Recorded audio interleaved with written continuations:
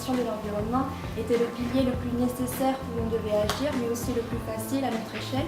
Donc on a cherché des solutions ou des actions que l'on pouvait mettre en œuvre dans notre lycée. Et on a trouvé quelques actions faciles à faire pour motiver les élèves à s'engager et ensuite créer comme un effet de boule de neige et réaliser des projets beaucoup plus grands à une échelle beaucoup plus globale.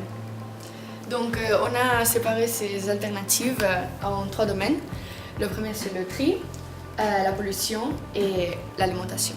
On a constaté qu'on gaspillait beaucoup de papier dans une école et donc on va essayer de mettre en place des enjeux pour faire plus de recyclage avec le papier, de faire par exemple moins de photocopies ou des photocopies recto verso pour ne pas gaspiller le temps. Et aussi pour engager les élèves à faire le tri des déchets.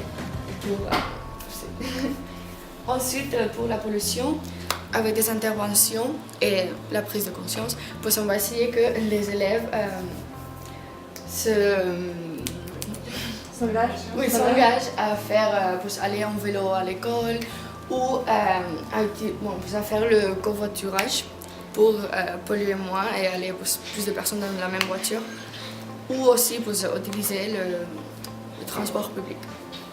Et par exemple, le vélo, c'est pour le secondaire parce qu'ils peuvent aller tout seuls. Et ensuite, le covoiturage, on a pensé beaucoup plus pour les petits, pour les primaires, parce qu'ils ne peuvent pas aller tout seuls. Et pour finir, l'alimentation, pour manger des produits qui ne sont pas exportés, qui soient plus locaux, les jardins partagés, c'est une très bonne méthode qui peut être utilisée à l'échelle d'un lycée ou dans un bâtiment avec les voisins et tout ça. Et bon, ça y est. Pour trouver comment faire ces actes, on a d'abord pensé aux ressources financières qui seraient notre propre budget en vendant des papiers recyclés ou en nettoyant des voitures avec des journaux. On a aussi pensé aux ressources humaines,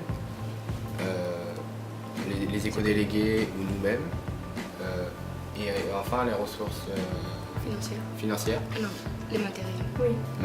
Les ressources matérielles par le chef d'établissement ou des parents d'élèves. Et pour communiquer,